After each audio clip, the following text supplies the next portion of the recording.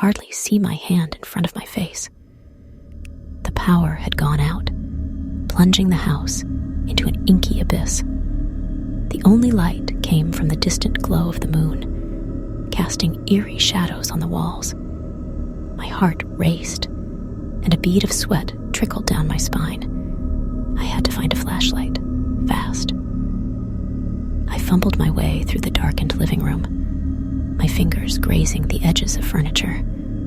The silence was oppressive, broken only by the sound of my own rapid breathing.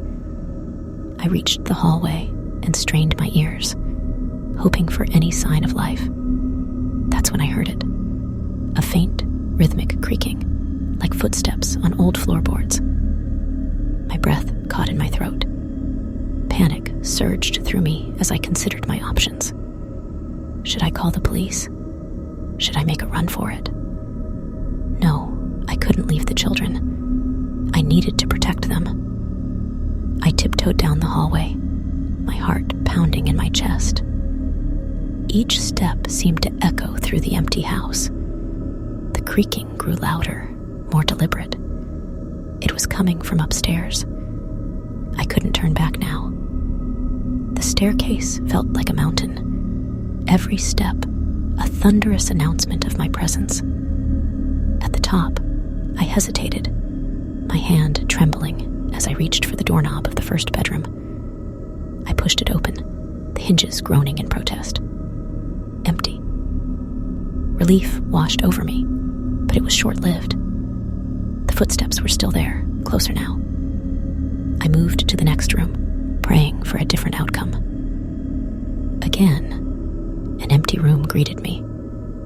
With a sinking feeling, I approached the final bedroom, the children's room. The creaking was unmistakably coming from inside.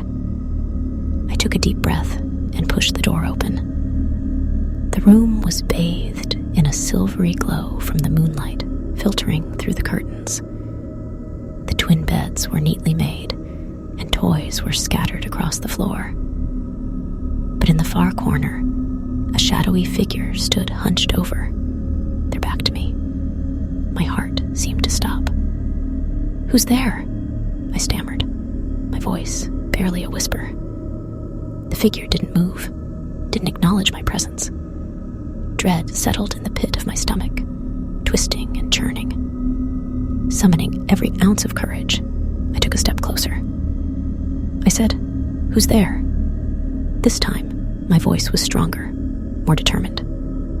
The figure slowly turned around, revealing a face shrouded in darkness. My breath caught in my throat, and a gasp escaped my lips. It was a face I didn't recognize, twisted in a malevolent grin.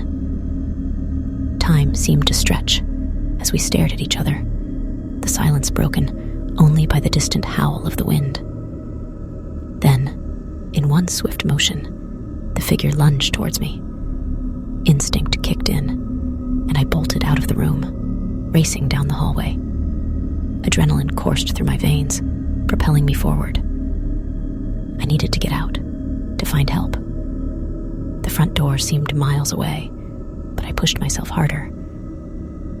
As I reached the top of the staircase, a hand closed around my ankle, sending me sprawling. I hit the ground with a thud, my breath knocked out of me. I twisted, desperate to see my attacker. The figure loomed over me, its face contorted with malice. In that moment, I knew I was fighting for my life. With a surge of energy, I kicked out, connecting with the figure's chest. It stumbled back, giving me just enough time to scramble to my feet. Ignoring the pain radiating through my body, I sprinted down the stairs, the front door now agonizingly close. As I reached it, I threw it open and stumbled into the night, gasping for breath. I didn't look back. I ran until I reached the nearest house, pounding on the door with trembling hands. When it swung open, I collapsed, tears streaming down my face. The police arrived shortly after, but by then, the intruder was long gone. They searched the house, finding no trace of the person who had terrorized me. never babysat again, the memory of that night forever etched in my mind. To this day, I can't shake the feeling that the darkness still holds secrets, and that somewhere, out there, the figure lurks, waiting for its next victim.